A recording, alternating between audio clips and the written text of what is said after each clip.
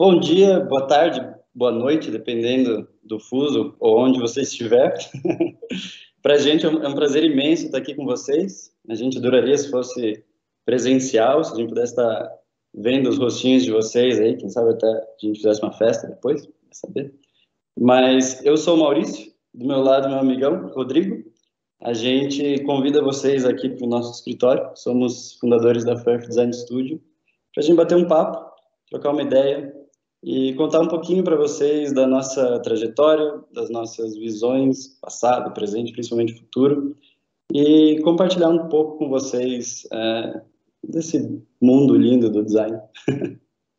Maravilha! A gente vai compartilhar aqui com vocês alguns dos nossos cases, um pouquinho da nossa metodologia, mas acho que principalmente, muito mais do que focar nos produtos em si, nos projetos em si, é o porquê que a gente fez cada um deles, que a gente gostaria de passar, e um pouquinho de aprendizado que a gente teve com cada um deles. Esse ano agora, 2021, é um ano mega emblemático para a Furf, porque a gente completa uma década. Yes! Muito, muito interessante para compartilhar um pouquinho da nossa história, mas prometemos ser breves. E, assim, a Furf é um escritório de design e produto, né? A gente tem um foco muito grande em desenho industrial.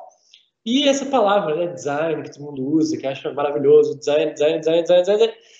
A gente sempre gosta de comentar e perguntar para os nossos alunos, para quem está assistindo a gente, para quem está fazendo projeto com a gente, seja uma startup ou uma multinacional, assim, first things first. Vamos começar do básico, do básico, do básico.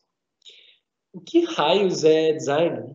É uma coisa, a gente promete não poetizar ainda, depois a gente vai poetizar um pouquinho, mas, assim, quem tiver aí querendo fazer mais coisa, focar aí no Fortnite que está jogando, assistir uma outra aula, ir para balada, não, mentira, não vai para balada porque não pode ainda, estamos no meio da pandemia, mas quem quiser fazer outra coisa, gente, foquem nesses primeiros 5 minutinhos, que para a gente é missão cumprida.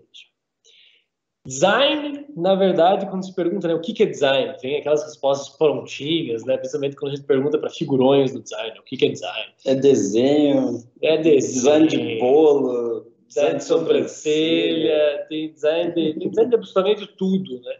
É uma palavra bonita, né? É uma palavra bonita, tão bonita. Mas, assim, sem poetizar nada, e para entender um pouquinho mais do que a gente faz no nosso dia a dia, ou melhor, do que a gente tenta fazer no nosso dia também.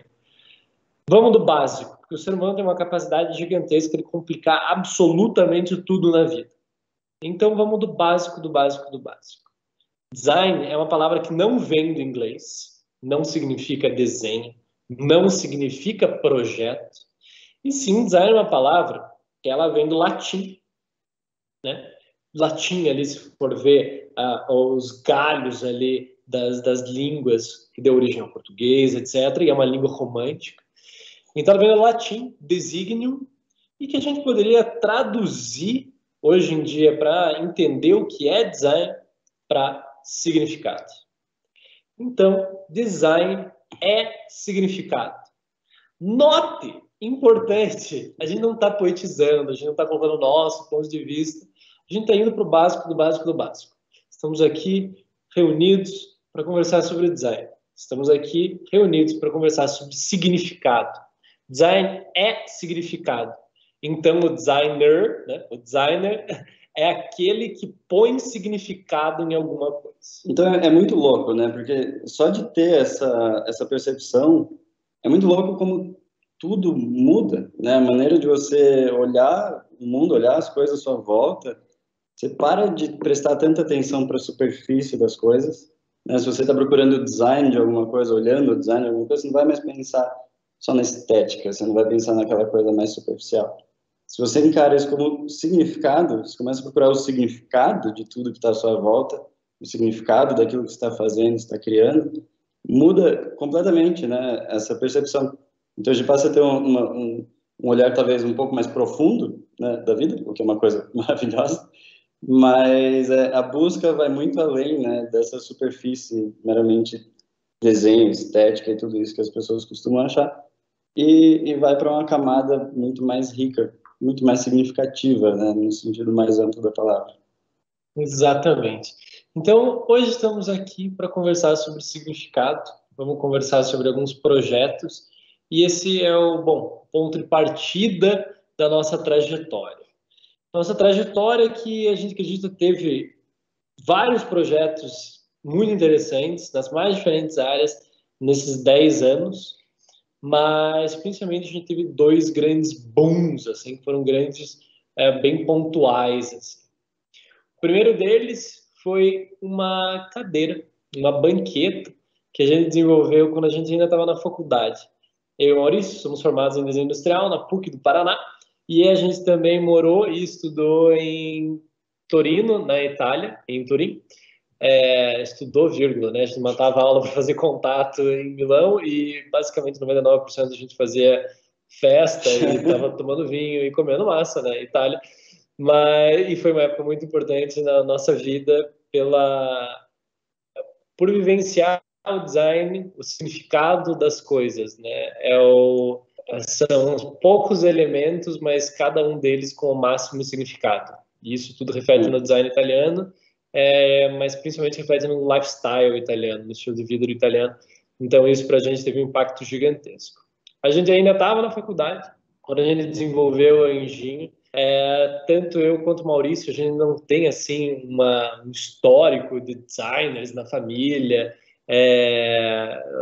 Somos quase patinhos feios aí As ovelhas negras. As ovelhas negras na família. E com o tempo a gente foi vendo que isso era uma oportunidade bonita e única, quase com um paralelo que acontece no design brasileiro hoje, que é como a gente não tem essa trajetória, esse histórico muito grande de design. Claro que temos grandes designers brasileiros, Sérgio Rodrigues, Irmãos Campana, a própria Ítala brasileira, Lina Bobardi, genial, mas muitos deles vêm da origem de imobiliário, né? Design de imóveis, e a gente começa justamente fazendo isso. Nosso primeiro grande boom vem da área moveleira.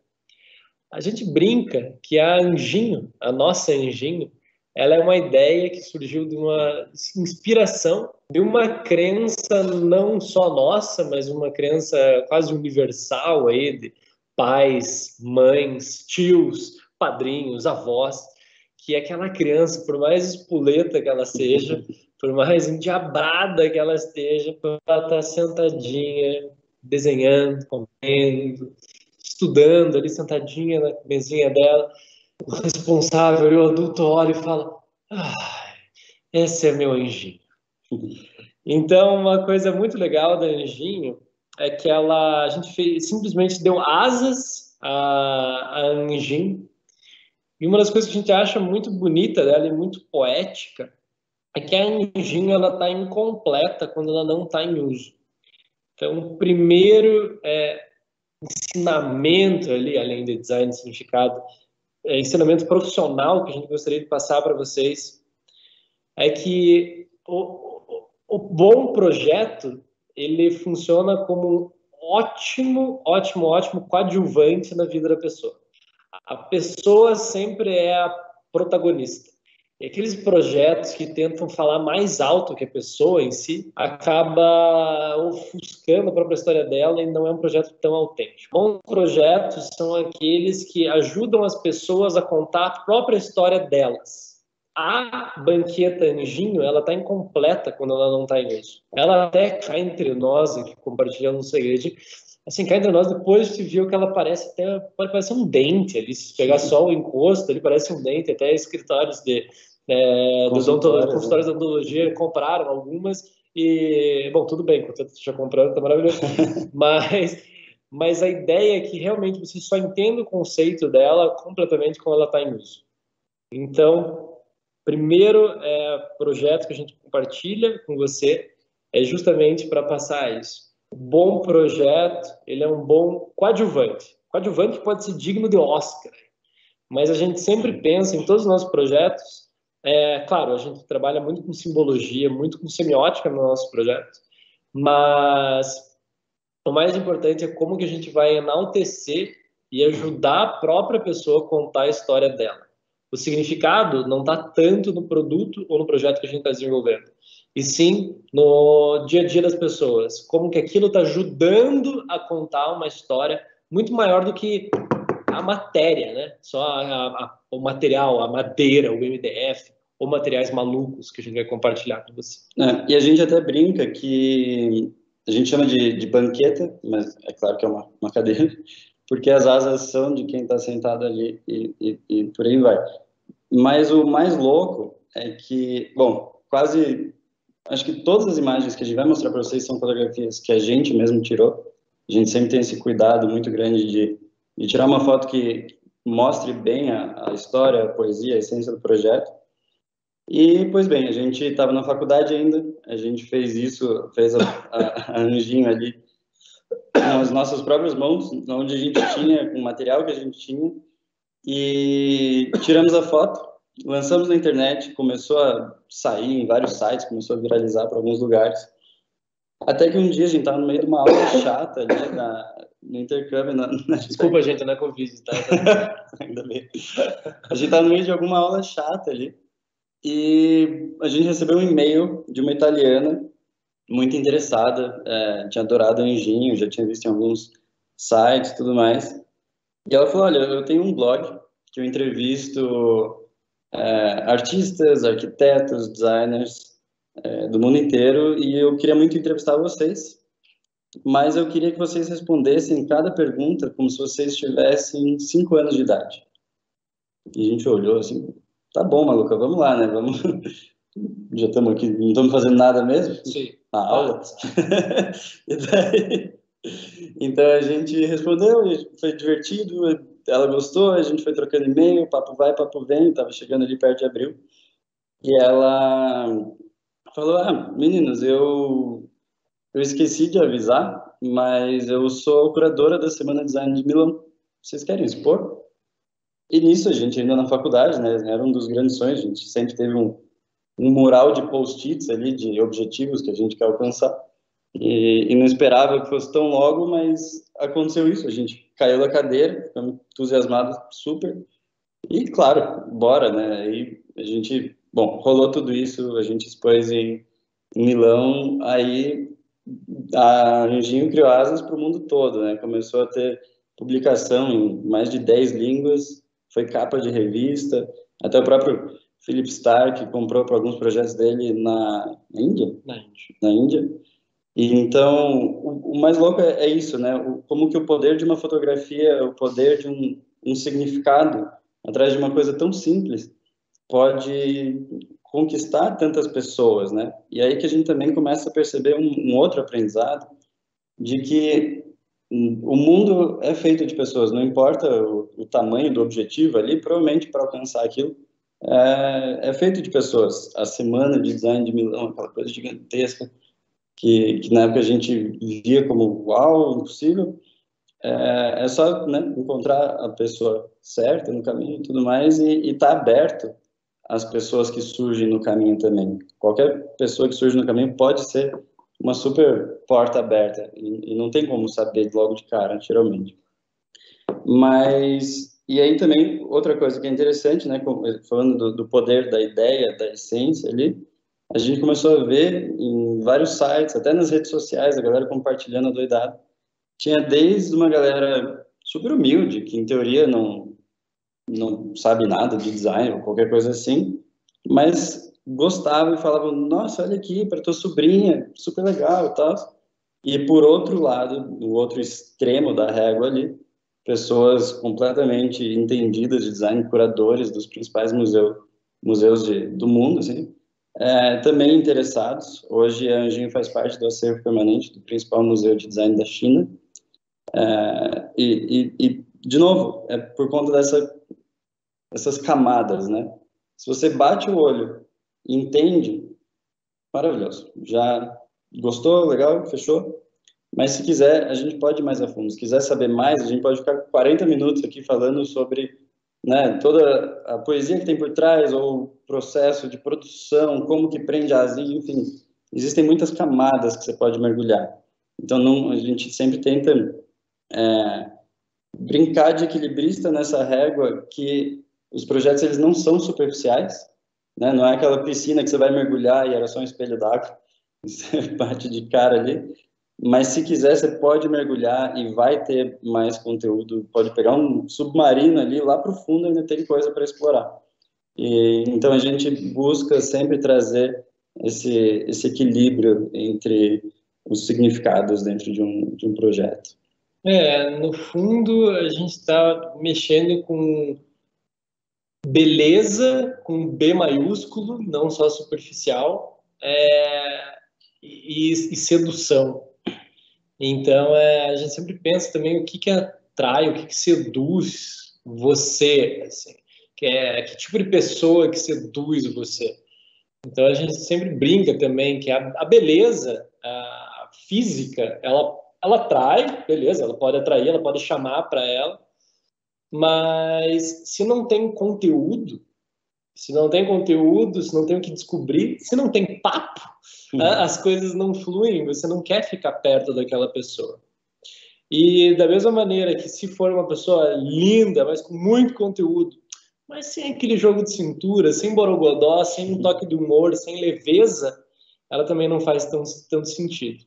Então, todo projeto, a gente tenta fazer esse casamento, né, entre como que a gente seduz as pessoas para os nossos projetos, mas é entre a beleza, entre a inteligência e entre o humor. Humor não no sentido de stand-up, não no sentido de piadinhas. Embora a gente faça piadinhas sem graças com uma frequência mais do que deveria. Muito mais do que deveria. Eu me arrependo de fazer 34% delas. Eu me arrependo de ouvir elas. Acontece. E então é um pouquinho disso. O bom projeto ele atrai tanto o especialista quanto o leigo, certo? E por isso que é importante ter diferentes camadas de atração. Uma coleção de vasos que a gente desenvolveu, a gente trouxe aqui projetos que são um diferentes de cada do outro, assim, com materiais também muito diferentes uns dos outros, com clientes completamente diferentes uns dos outros. Então é legal de tentar sempre você ir com a gente nessa viagem em busca de significado. Até um parênteses rápido, a gente até pede que vocês prestem mais atenção não no que a gente está mostrando, mas muito mais no porquê que a gente fez isso, né? Como que a gente chegou lá, porque a gente realmente acredita que a partir de uma ideia dá para criar qualquer coisa. E a gente, por coincidência da vida, sei lá, a gente transforma em produtos. Mas indo para essa essência, é isso que a gente pede mais para vocês prestarem atenção, não no o que a gente está trazendo, mas o porquê que a gente está mostrando. Pausa para você deixar a curtida aqui e seguir nossa página. Inscrever no canal. O sininho. Bom, porcelana ele é um material muito tradicional, muito duradouro. Quando a gente pensa em porcelana, não sei você, mas a gente pensava bastante em casa da avó. Então é um material que não é um material moderno, não é um material, principalmente porcelana, essa porcelana fina, essa porcelana branca, assim, ela não é um material descolado, jovem, assim. Hoje em dia que ela está mudando de volta, sendo reinterpretada. Mas quando surgiu essa ideia de desenhar uma coleção de vasos de porcelana, a gente teve um desafio grande, né? Porque como que a gente vai fazer as pessoas se atraírem, olha lá, sedução de volta, como a gente vai seduzir as pessoas e criar uma coisa que tenha significado para alguém que não normalmente compraria um vaso de porcelana, ele sinta que aquilo é um objeto de desejo e sinta desejo para comprar aquilo. Então a gente começa, o primeiro passo é não enaltecer a porcelana em si, mas de volta, enaltecer o significado, enaltecer o design do produto. Então, o que significa, né? A gente vai falar muito de significado, é uma palavra-chave no processo criativo. O que significa o vaso de porcelana? Para que serve um vaso? Bom, basicamente, o vaso está ali, serve para você colocar coisa dentro, serve para você colocar plantas, serve para você colocar flores. Legal. E a flor? O que a flor significa para quem recebe a flor, né? Para quem entrega a flor? Para a gente, para quem recebe a flor, o coração derrete. Então a gente fez uma coleção chamada de vasos apaixonados, que são apenas vasos derretidos de diferentes tamanhos, e todos eles embaixo carregam, através de um decalque ali, um pouquinho da história do conceito do vaso, que era uma vez um vaso que, assim como um coração apaixonado, derreteu-se quando recebeu flores. Essa é a hora, geralmente, em palestra, o pessoal faz... Oh. Espero que vocês tenham feito. Pausa para quem não fez ainda. Beleza, obrigado. Pra quem não fez, a gente sabe onde vocês moram. Mas uma coisa que a gente gosta muito disso é justamente porque o vaso, ele deixa de ser um vaso, né? Pouco importa que ele é feito de porcelana francesa, com a resina, não sei o quê, e não importa. Mas ele transcende a matéria e ele se torna um símbolo, um manifesto em nome do amor. E é isso que a gente leva para dentro da casa das pessoas, é isso que as pessoas querem e desejam, de novo, falando de sedução, mas desejam levar para dentro de casa, né? Então, o mais louco que a gente começa a ver, até então, né, a gente via pessoas, sei lá, de 40, 50, 60 anos de idade, pensando e comprando vaso de porcelana. E daí, de repente, a gente começou a ver ali pessoas de 16 a 30 anos comprando.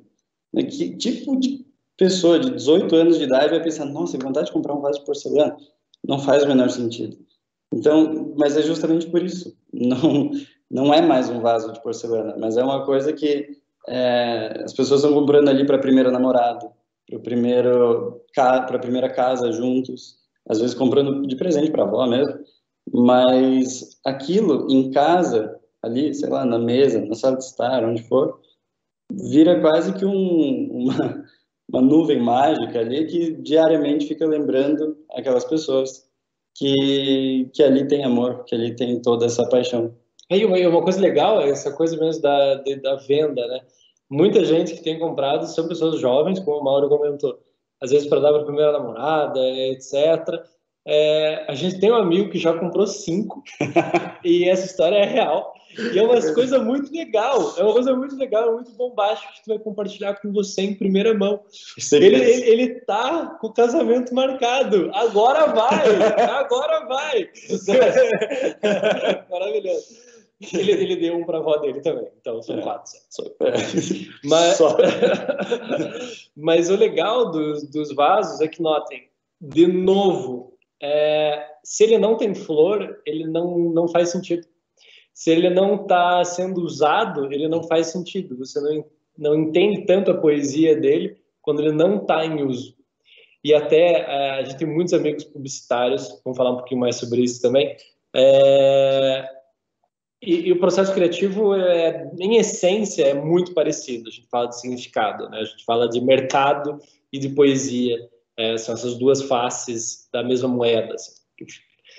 Então, e daí os amigos publicitários falam, tá aí, vocês falam aí que os produtos não são protagonistas, mas isso aí está literalmente escrito. Era uma vez um vaso. Tá aí o storytelling. E a gente fala sim e não, na verdade. Porque sem a flor, ele não faz sentido. O vaso sozinho, sem a flor, não faz sentido. Sem o coração apaixonado, ele não faz tanto sentido. Então, e de novo, quando a gente coloca mais significado, coloca mais camadas, de novo, são vasos bonitos, mas, gente, fazer uma coisa bonita é muito simples, é bonito, você entende, você estuda, são técnicas, você bate o olho e fala, putz, isso é bonito. Mas uma coisa, um significado, uma coisa que realmente faça o coração bater mais forte ali, nesse significado mesmo, isso daí leva um pouquinho mais de tempo, um pouquinho mais de refinamento. E o legal dele é que quando você vai olhando, explorando essas outras camadas, não só de beleza, quanto inteligência, quanto humor no processo criativo que você vai desenvolver, você acaba sempre somando também outros públicos. Então, o que acontece?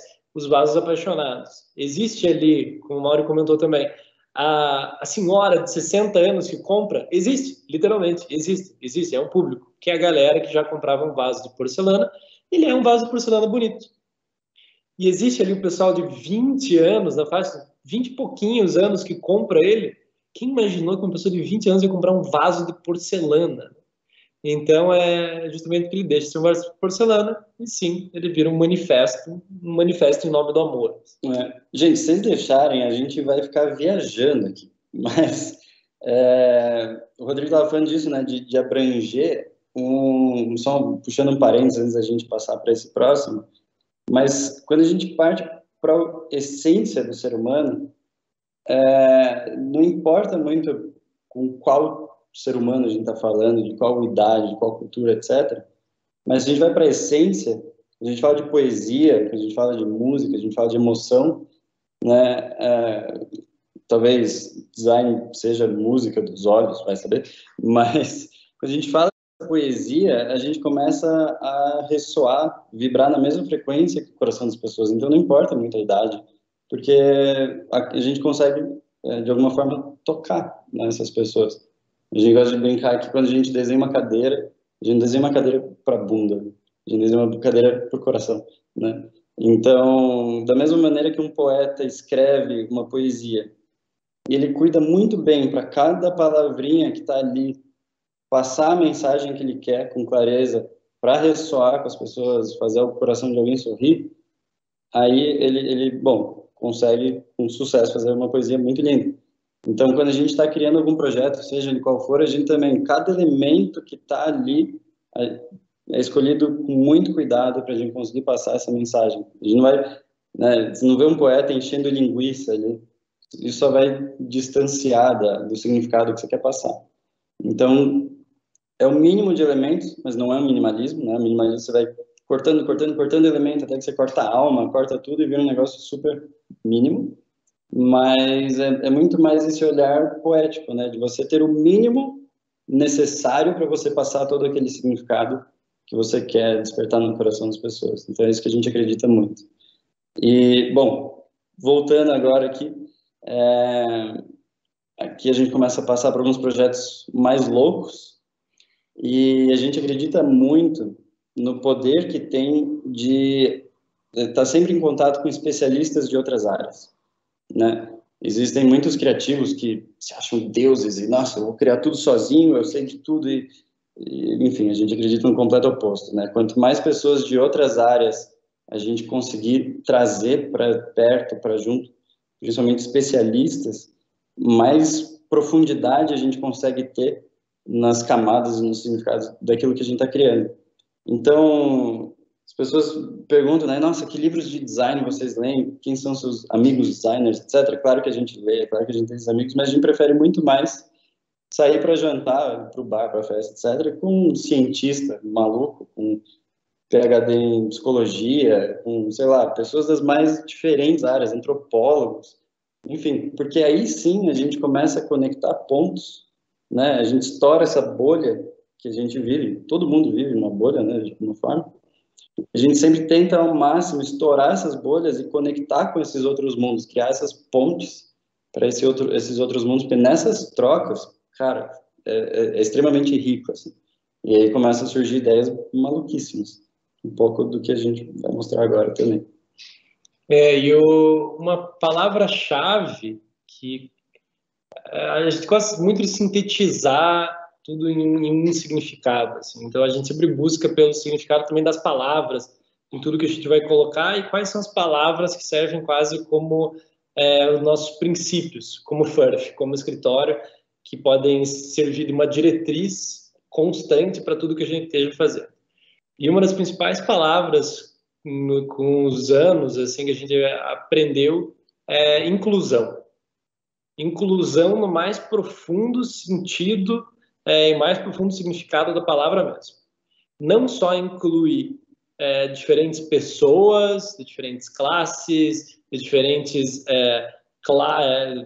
backgrounds, países, pessoas que possam ter alguma deficiência, idades, sexo, preferências, qualquer coisa, mas também incluir pessoas de diferentes áreas, ou melhor, especialistas de diferentes áreas num projeto, E também a gente nunca quis se especializar em uma área específica dentro do design, por exemplo, a indústria moveleira.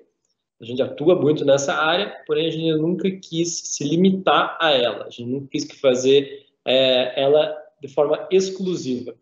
E sim, a gente está sempre somando diferentes áreas também na nossa área de atuação, dentro do design do produto, mas também a gente também está incluindo cada vez mais materiais diferentes. Inclusão não significa que tem um material novo, vamos ignorar tudo que foi feito até então e só vamos fazer com esse troço. Mas é ver como que novos materiais, como que novas tecnologias podem conversar com ideias que já estão aí há séculos, por exemplo. Então, cada vez mais a gente vai aumentando os ingredientes, a inclusão é sobre isso, aumentar os ingredientes e aumentar o número de pessoas que a gente vai criar alguma coisa juntos. Muito se fala sobre design exclusivo, né? E talvez muita gente aí já tenha usado esse termo como um diferencial de venda, né? Tipo, olha que legal, minha blusa aqui, que parece uma tartaruga, ela tem um design exclusivo. E design exclusivo, se for pensar nas palavras mesmo, nas palavras, né? São duas palavras. Design exclusivo é significado excludente. Um design exclusivo, ele exclui de certa maneira. Então, por que raios, você que está assistindo a gente agora, se você cria uma coisa com grande significado, em termos de negócio, né? Não, eu sou um porco capitalista, adoro grana, eu só faço tudo pela grana. Em termos de negócio, por que você vai excluir alguém? Por que você vai excluir algum público? Né? Se você está excluindo um público, você está perdendo também, de certa maneira, o poder de compra. E também você está excluindo toda a parte poética, né? Se você cria um significado tão bonito, uma história tão bonita. Por que limitar, né, o alcance? É como fazer um livro super exclusivo. Nossa, esse livro é bem exclusivo. Ninguém pode ler essa história, só quem tem muito dinheiro pode ler essa história. Então é um pouco disso. Bom design, ele não é exclusivo. O bom design, ele é o mais inclusivo possível. E por que raios a gente está mostrando isso com uma imagem meio científica aí? Porque a gente é louco e errou o slide. Não, mas é muito mais... com os anos, a gente foi emanando essa coisa e mais pessoas que vibram nessa mesma frequência da real inovação, né? Não essa inovação de palco, e sim realmente vamos criar produtos inovadores mesmo, começaram a chegar até a gente, principalmente cientistas, que começam a desenvolver materiais malucos. Não sei se você já ouviu falar em micélio. Micélio é uma parte do fungos, o reino fúngico aí, ele é incrível, tem muitos benefícios aí para a sociedade em termos de saúde, mas principalmente na inteligência construtiva de várias coisas dele. E quando você pega o micélio para ele crescer, você precisa de matéria orgânica, e assim ele vai crescendo. O micélio você deve já ter visto, ele fica embaixo da terra, e o cogumelo ele não é um micélio, na verdade a gente gosta de imaginar que assim, não existe um micélio, e o cogumelo, ele surge como um foguete, que quando acaba o nutriente, ele cria esse foguete e ele vai para o espaço, liberando os esporos aí para que perpetue a espécie, para que sobreviva. Pousar em outro lugar e ali começar a se alimentar de novo. O micélio é um ser humaninho muito faminto. Então, ele tendo esses nutrientes, ele tendo de onde se alimentar, ele cresce muito e muito rápido.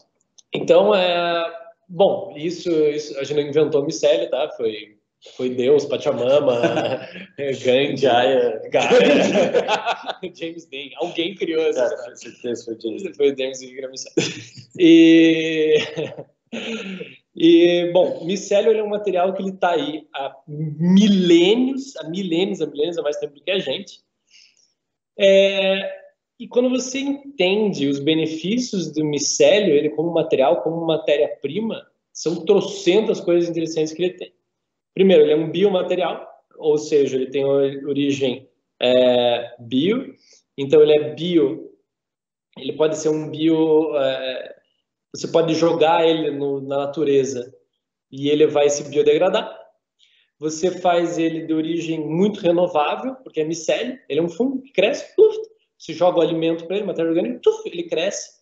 E maravilha, então ele é super, ultra, mega renovável. Ele tem um conforto termoacústico, ou seja, ele mantém a temperatura do lugar ali, tem um isolamento de temperatura, e ele também, em questão de acústica, ele é muito bom, ele é um isolamento acústico, com um painel acústico, assim, ele é muito, muito bom, e muito importante, ele não é inflamável, porque muitos dos materiais que existem hoje de isolamento acústico são à base de polímero. Polímero, que é plástico, a base dos polímeros é basicamente petróleo, né? Uma matéria-prima que pode até ser bio, mas ela não é renovável. Uhum. E o que acontece? Ele é extremamente inflamável por ser um polímero. Então, muitos dos acidentes que acontecem de incêndio, de alastrar rápido demais, é por causa desses isolamentos acústicos. Então, isso veio à tona, muitos desastres que aconteceram no Brasil, por sinal. Mas uma coisa interessante do micélio é que ele tem altíssima resistência à chama. Então, um material incrível, que por sinal a NASA está usando para fazer experimentos para construir moradias em Marte, porque você consegue construir, replicar ele muito fácil, e ele se alimenta ali de matéria orgânica para crescer. Uma coisa que é muito interessante prestar atenção é que o Brasil, em termos globais, é uma superpotência da agroindústria, né? A agricultura, nossa, é um potencial e um poder gigantesco que o Brasil tem, um mercado enorme, uma produção muito grande, que por sua vez também tem muito descarte, né? Então, grãos, tanta coisa que é descartada e vira um problema ambiental também, de certa forma.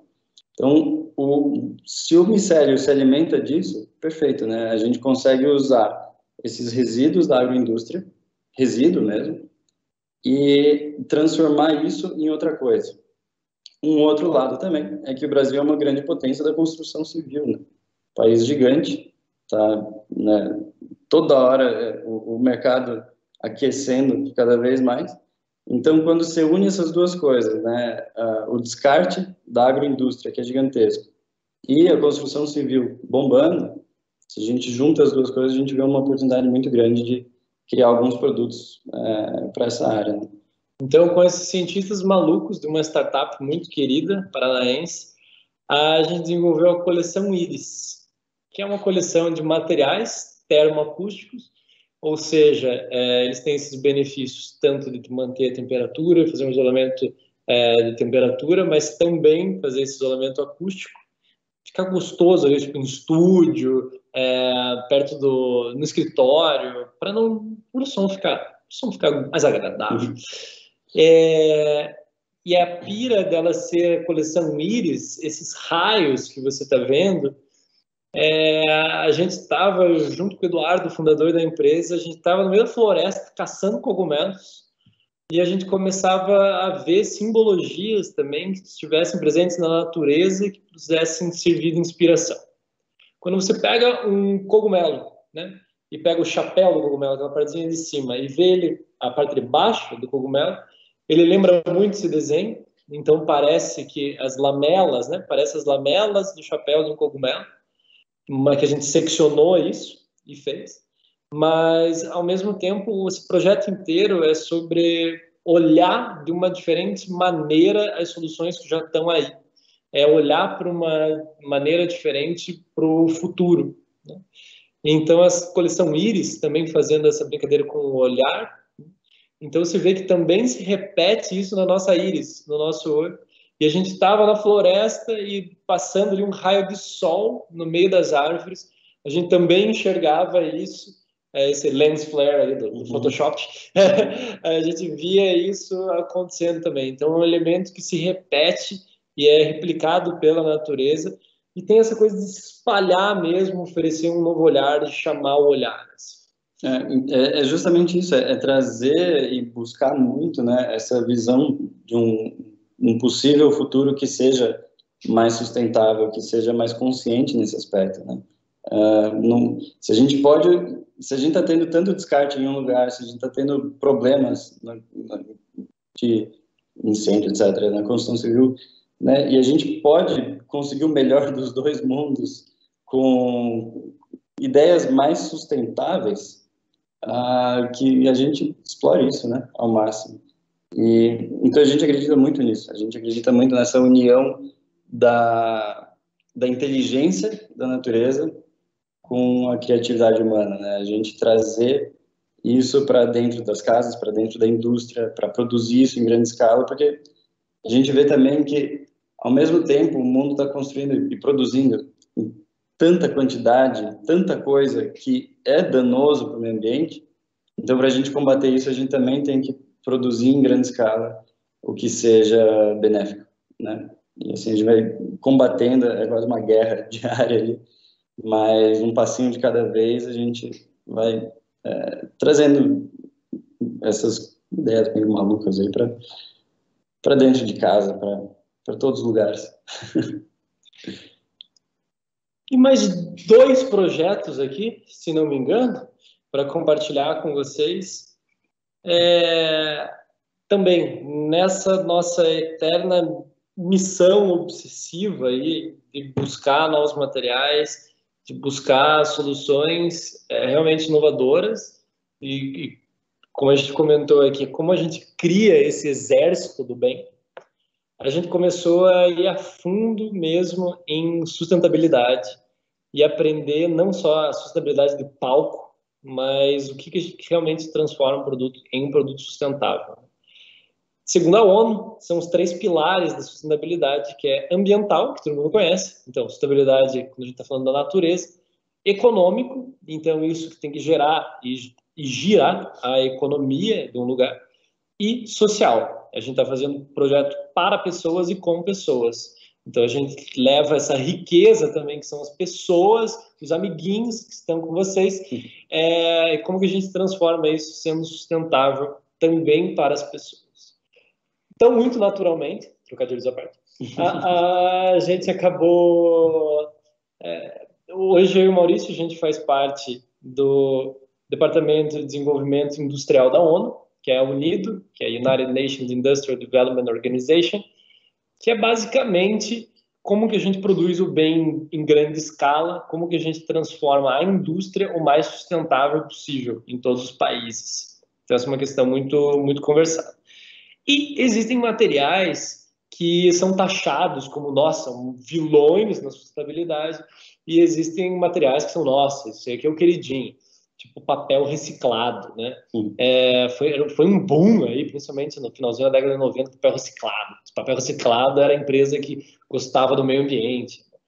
Mas se você vai analisar cientificamente toda a trajetória para reciclar um papel e transformar ele num papel reciclado, a pegada de carbono que ela faz é muito mais danosa para o meio ambiente do que se criar um papel sulfite branquinho normal. Ou seja, muito cuidado quando você for fazer um projeto de sustentabilidade em criar um projeto, e tem essa conversa assim na frente do espelho mesmo. Se você realmente está querendo fazer um projeto sustentável, é um projeto que pareça ser sustentável. Porque se você quer criar um projeto que realmente seja sustentável, o buraco é mais embaixo, mas as informações estão aí e a ciência é a tua amiga nisso. A informação está aí e tem cientistas querendo compartilhar isso. E um pouquinho disso tudo, outro material que é visto como o vilão aí, muitos movimentos que falam, é o couro bovino, o uso do couro bovino seja em produtos ou na moda, né, na indústria da moda. E bem, quando a gente vai analisar o ciclo inteiro do couro, o que transforma a pele do animal no couro macio que a gente conhece e usa para fazer produtos, roupas, sofás, etc., esse processo se chama processo de curtição. E esse processo de curtição, principalmente pelos principais curtumes que hoje existem no mundo, é um processo que tem um controle ambiental muito grande e gera muito uma economia e tem um cuidado também social muito grande no projeto inteiro. Em resumo, a gente pode entrar em poderia entrar em vários detalhes, mas a gente até recomenda, vale a pena pesquisar mais sobre, mas o processo de curtição, ele não é tão danoso para o meio ambiente quanto se imagina. Tá? Porém, claro, e olha que maneiro, você pega um material que era um descarte da agroindústria Ou seja, era da indústria que ia para o lixo, iam jogar para o mato essas peles. Ninguém mata uma vaca por causa da pele da vaca, e sim por causa da carne. Então pega essa pele de animal, que é para o lixo, certo? E transforma em um bem de consumo durável, que gera uma economia, que é um produto bonito, durável, com um toque gostoso, com muitos benefícios. Porém, esse material não é perfeito. Antes que joguem pedras aqui na gente, pedras virtuais, esse material não é perfeito, longe disso, principalmente pelo processo que antecipa o processo de curtição. Lembra o processo de curtição? Transforma a pele do animal no corpo. Mas aí o que acontece? Esse processo que antecipa isso tudo, que é o processo da indústria da carne. Desmatamento, metano, CO2, caos na terra. Isso tudo é muito. Então, no processo inteiro de produção do couro, é um material que não é danoso, que é danoso para o meio ambiente. Mas o processo de curtição, ele é um processo muito bom e muito inteligente, que está sendo aprimorado pela humanidade há muito tempo.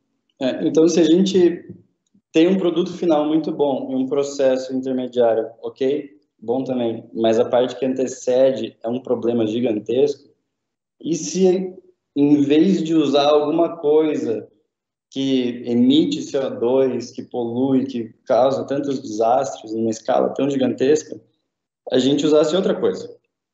Se a gente usasse alguma coisa que, em vez de poluir o meio ambiente, ele limpasse o meio ambiente? Imagina que louco, ao invés de pensar numa solução tipo, nossa, tem a solução hoje, que emite metano, que CO2, desmatamento, putz, só coisa ruim.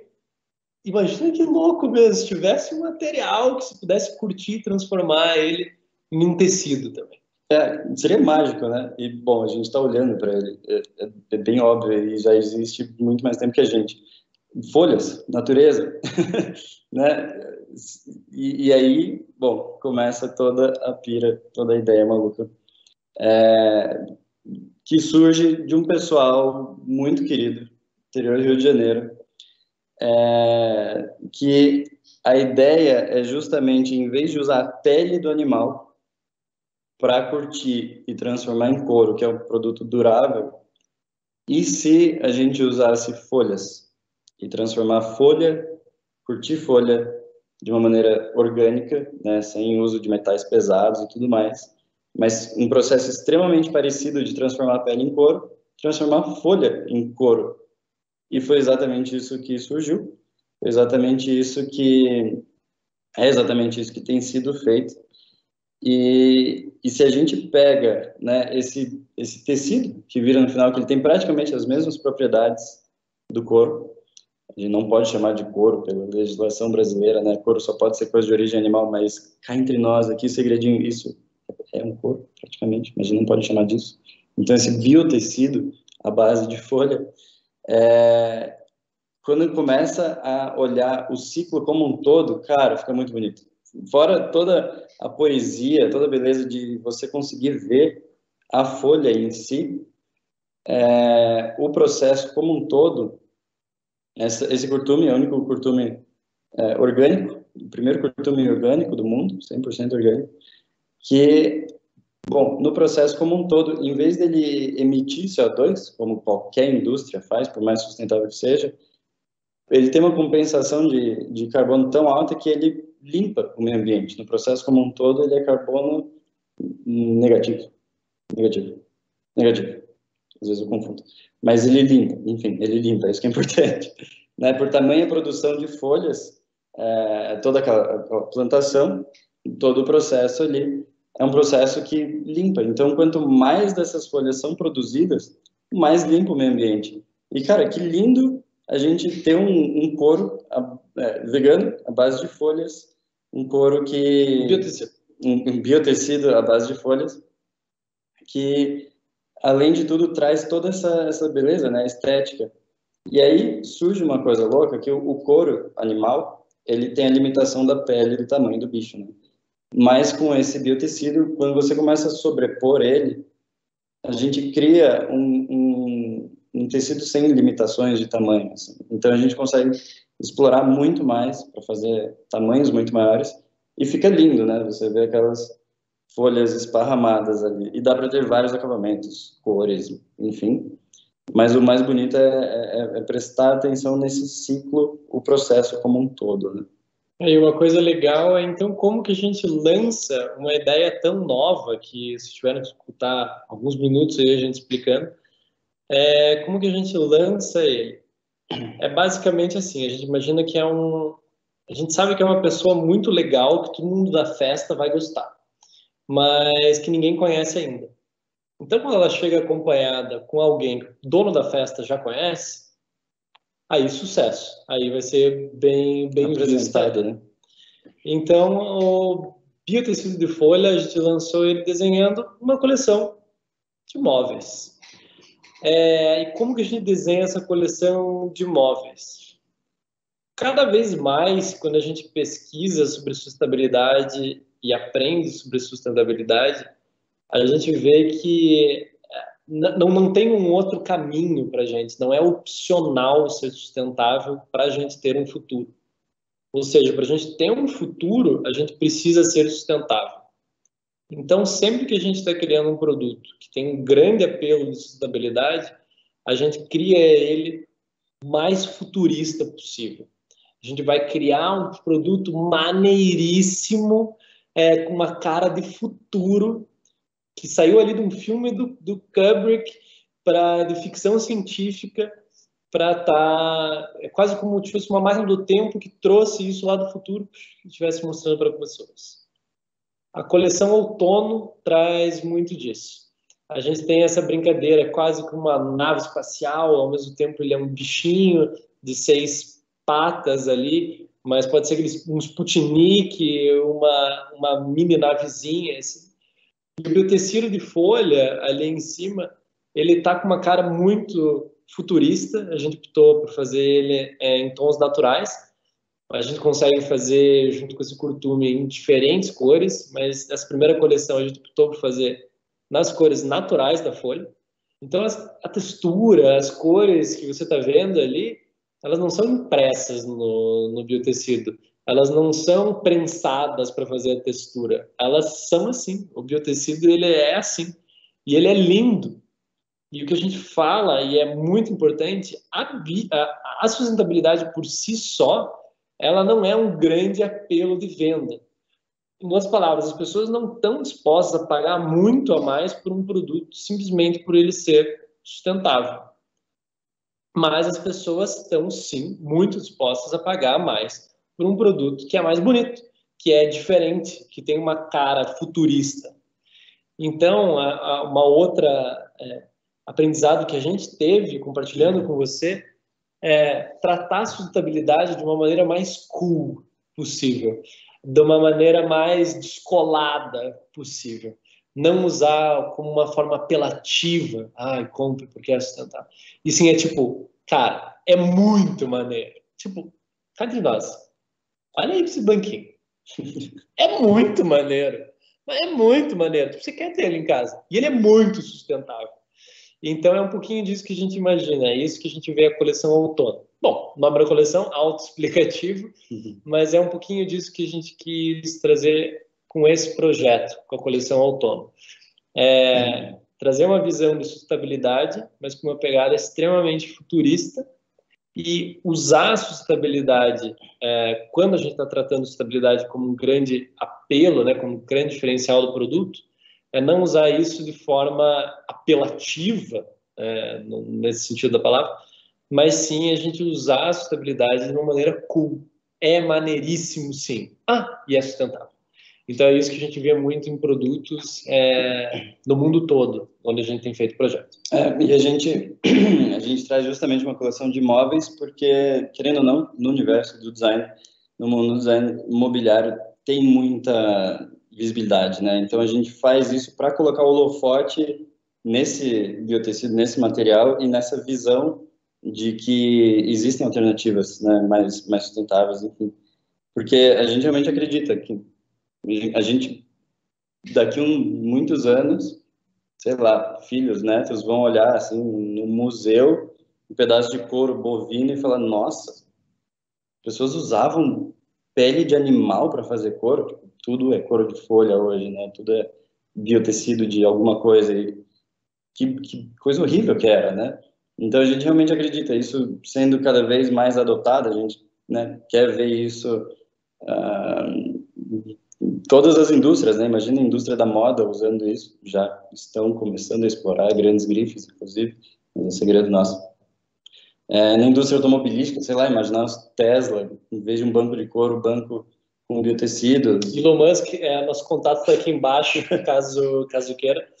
Então, até estações, né? Cada vez mais a gente vê aí, falando em Elon Musk, Jeff Bezos, toda essa turminha do barulho querendo ir para o espaço, né? Essas estações de viagens espaciais, e Marte, NASA, enfim, imagina que lindo você trazer um dos principais símbolos do planeta Terra, da natureza, para o espaço, né? Para dentro dessas estações. Então, a gente acredita muito, muito nisso. Assim. Então, jogar o holofote para isso, né? Porque, claro, a gente não ganha nada com a venda desse tecido, mas é porque a gente realmente acredita nisso.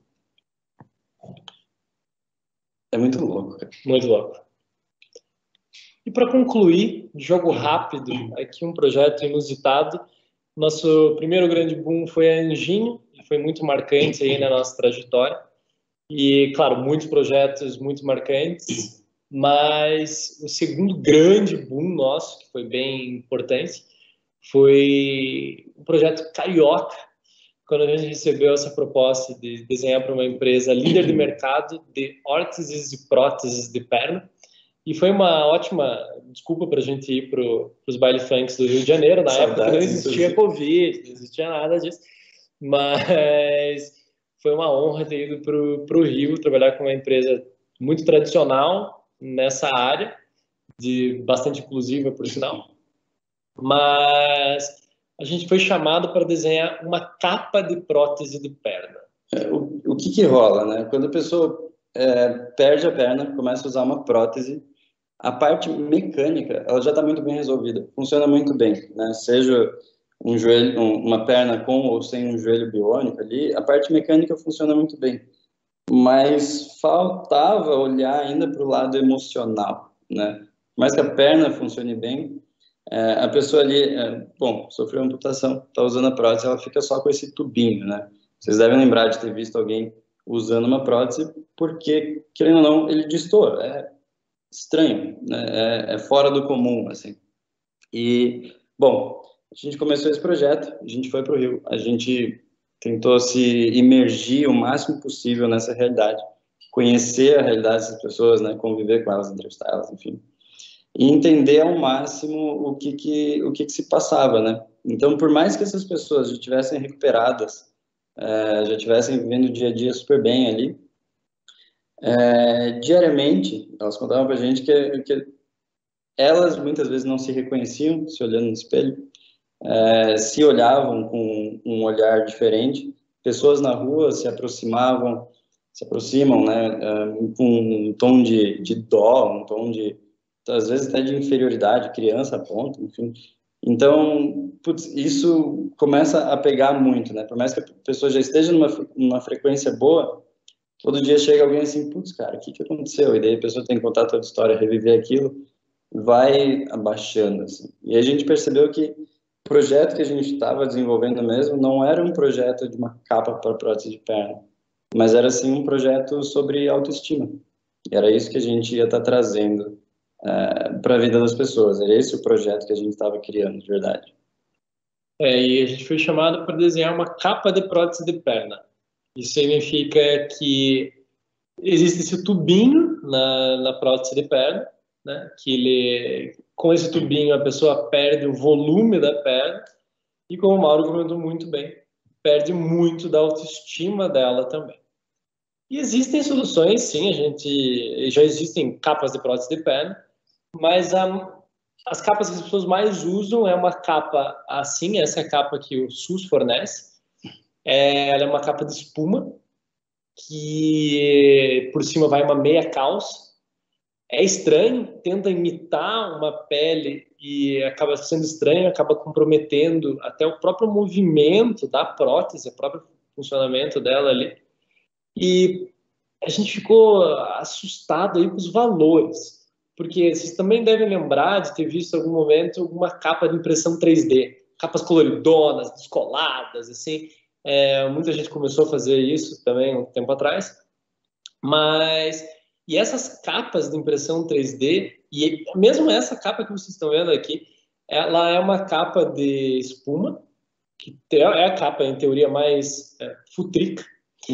E essa capa custa para o SUS, em média, R$ 1.200, enquanto as capas de impressão 3D das principais marcas hoje que vêm para o Brasil, principalmente da Alemanha e do Canadá, elas chegam a custar em média R$ 4.000 aqui no Brasil. Talvez mais agora por causa do dólar e euro aí disparando. E a gente quis entender, olhando aqui, cá entre nós, você bate o olho e fala, tipo, cara, por que é tão caro uma capa de prótese de perna? Nisso tudo, a gente, muito imerso, fazendo muita pesquisa, a gente sempre, antes de desenhar qualquer coisa, antes de pegar o lápis e de sair desenhando, a gente pesquisa muito, conversa muito, escreve, olha, observa, para depois a gente desenhar, para depois a gente começar. Um criativo que começa do nada a criar, ele é um louco, ele não é um criativo. Então a gente pesquisa muito. E durante essas pesquisas a gente quis entender por que raios é tão cara essas capas. Né? 1.200 e outra custa R$ 4.000. E a gente chegou na conclusão que as capas de prótese de perna que existiam antes no mundo são capas que é um processo de alfaiataria. É tipo assim, você precisa de uma blusa nova, você vai para o alfaiate, ele tira as tuas medidas, todas as medidas, tem um tempo de espera, ele faz ali exclusivamente para você. Se você engorda, depois se você emagrece, depois se você cresce, se diminui, depois já não vai te servir tão bem, porque foi feito sob medida para você. E por ter sido feito sob medida, ela vai ser muito cara. Então imagine, todas as peças de roupa que você precisa, a cueca, você precisa de um pijama, uma meia, tudo que você precisa vai ser feito sob medida. Isso vai ser caro.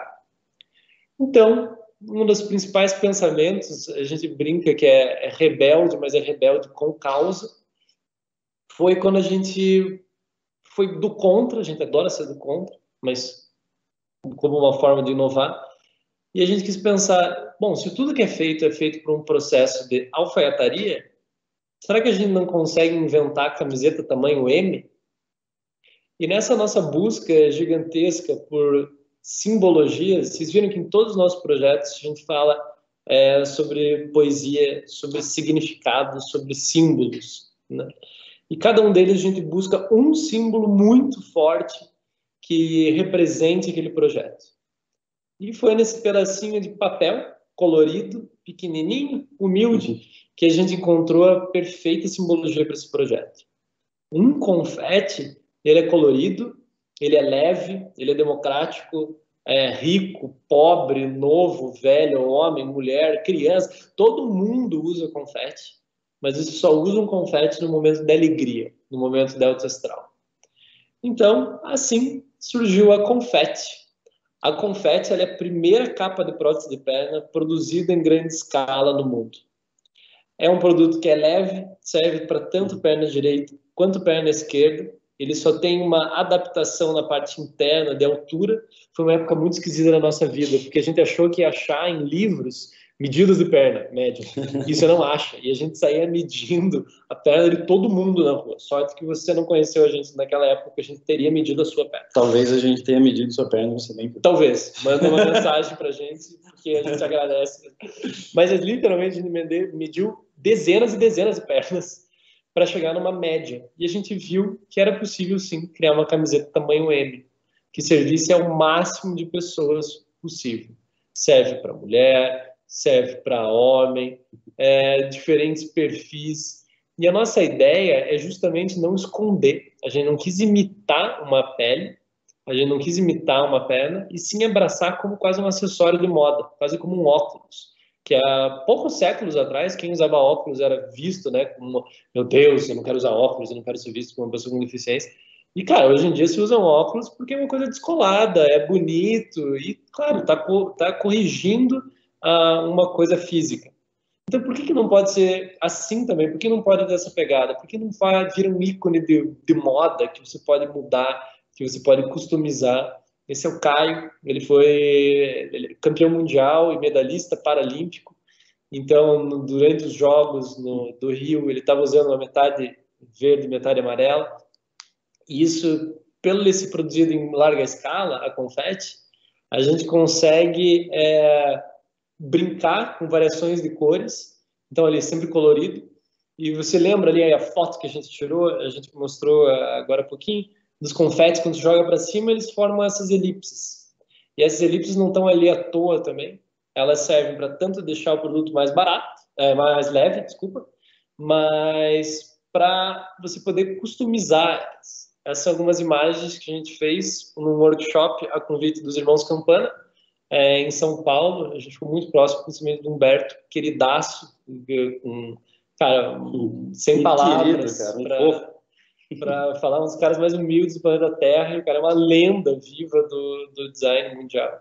Então saíram combinações das mais malucas possíveis que acabaram emocionando bastante a gente.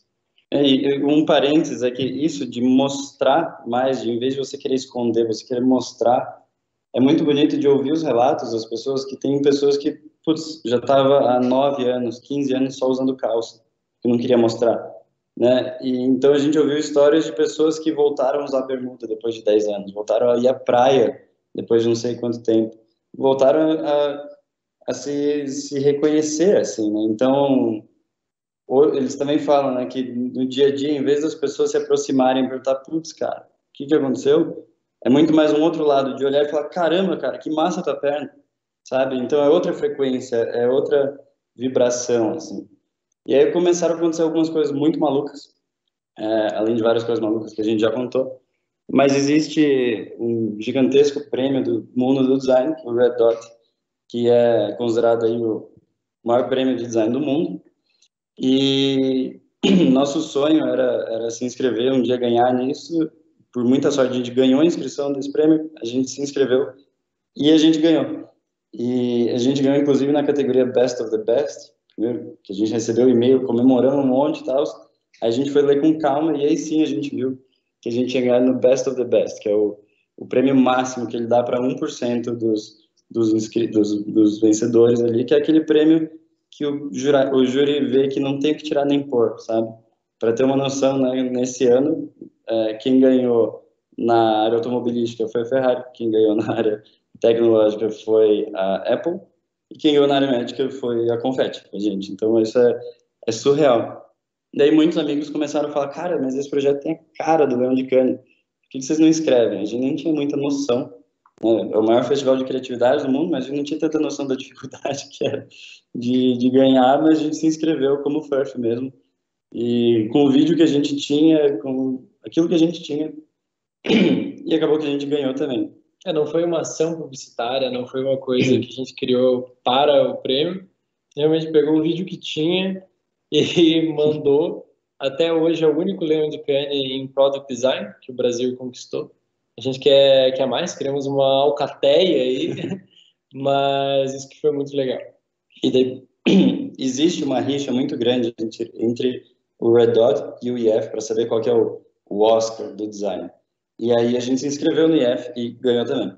Então, é muito louco que a Confetti é ainda hoje o único produto na história que tem esses 3 maiores prêmios de design do mundo, que cada um tem um foco numa área diferente, cada um avalia um pouco mais puxando para um lado, né, seja uma solução criativa, seja uma coisa técnica, seja um impacto.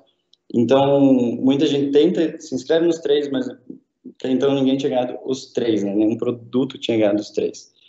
E, pois bem, a gente está mostrando isso não para dizer, tipo, nossa, somos premiados, etc., mas é muito mais para mostrar que, cara, é um produto brasileiro, é um produto pensado muito nas pessoas, é um produto com um impacto, né, social ali, e que traz autoestima para o dia a dia das pessoas. Então, não é muito o que se espera do design brasileiro, apesar de ser uma honra levar a bandeira do Brasil para essas premiações, mas a gente não mostra isso, não é sobre brilhar, mas é muito mais sobre iluminar, né? Talvez até iluminar essa causa, toda a causa que tem por trás do projeto. Que bonito isso. Fizeram, cara. Saiu agora? Saiu agora, assim. Que bonito. mas é sobre brilhar, é sobre iluminar. Anotem essa frase, tô quase chorando. Então, é muito louco de pensar como que um produto pensado no significado, né, acaba virando tudo isso. A Confetti, a gente esqueceu de comentar, mas lembra, né, a capa de prótese do SUS custa ali R$ 1.000, R$ 1.200, as capas de impressão 3D, R$ 4.000 para cima. Hoje, a Confetti no Brasil ela custa R$ 400, por volta de R$ 400. E por ter esse valor, a gente consegue colocá-la no SUS. Então, aqui no Brasil, ela é de graça para quem precisa, para quem pode acessar ali pelo SUS. Hoje, ela, bom, criou asas também, talvez como um anjinho ali, e está em mais de 20 países, também com uma opção mais acessível. Então, é muito louco de ver como vai conquistando o mundo. Assim, a gente começa a ver nas redes sociais publicações diárias ali de pessoas do mundo inteiro colocando a hashtag #IDEAT, hashtag use confete. Você começa a ver todas essas postagens, para a gente é muito louco de ver isso, porque até então, nunca na história teve tantas fotos de pessoas com amputação de corpo inteiro. Geralmente as pessoas postavam foto da cintura para cima, alguma coisa assim. E agora a gente vê imagens aqui que, putz, às vezes é só a perna, né? Pra gente é uma prótese, pra gente é um acessório, mas para as pessoas é a perna delas, e elas começam a mostrar isso com muito orgulho. A gente vê pessoas com, desde um senhorzinho com uma perna vermelhona, super chamativa, né? Um rapaz indo para o jogo do Vasco ali, e ele customiza, trança ali pelos furinhos, customiza com as cores do time. Então, é muito bonito de ver isso. Esse é o real reconhecimento que a gente vê do projeto. Muito legal, né? Gente, também para concluir, mostrando uma outra conquista muito interessante, a gente entrou há 2 aninhos já na lista da Forbes Under 30, que foi um marco na nossa própria trajetória também, talvez um terceiro boom aí, mas é porque, não esquecer, a gente gosta de trazer isso, que bom design, boa criatividade é bom negócio, e são coisas que elas coexistem. E quando você potencializa significado, você potencializa os negócios. Quando você potencializa os negócios, você pode potencializar o significado. Então, nunca imaginar de forma excludente. Ou eu faço aquilo que me move, aquilo que é a grande vocação da vida, ou eu ganho dinheiro. Ou eu faço uma coisa artística, conceitual, ou eu faço um negócio que vende. E, tipo, não. Se você pesquisa a fundo os dois, você vê que, em essência, a gente está falando a mesma coisa. E o mais legal que eu gostaria de ter compartilhado aqui com você é muito sobre quem entende dessa forma inclusiva do processo criativo, e você consegue fazer projetos nas mais diferentes áreas, com materiais mais malucos, seja porcelana, seja biotecido de folha, seja uma cadeira para criança, seja uma capa de prótese de perna. Como que você busca isso? Em essência, é muito simples. A gente está falando de significado. Em essência, a gente está falando de design. Gente, agradecer você, agradecer bastante por esse tempo. O que tiverem de dúvidas, comentários, podem adicionar a gente, mandar um e-mail, seguir a gente. E essa parte é verdade, tá? A parte de seguir nosso canal a gente não tem no canal, mas podem seguir a gente super agradece. Super. Um prazer imenso estar aqui, obrigado, Pixel Show. Para a gente é um prazer imenso. Pena que a gente não está pertinho agora para daqui partir para o after. Mas já parou para pensar que o fato de a gente não estar pessoalmente, a gente está em pixels no Pixel Show? Com essa a gente encerra a nossa palestra. Valeu, galera. Beijo.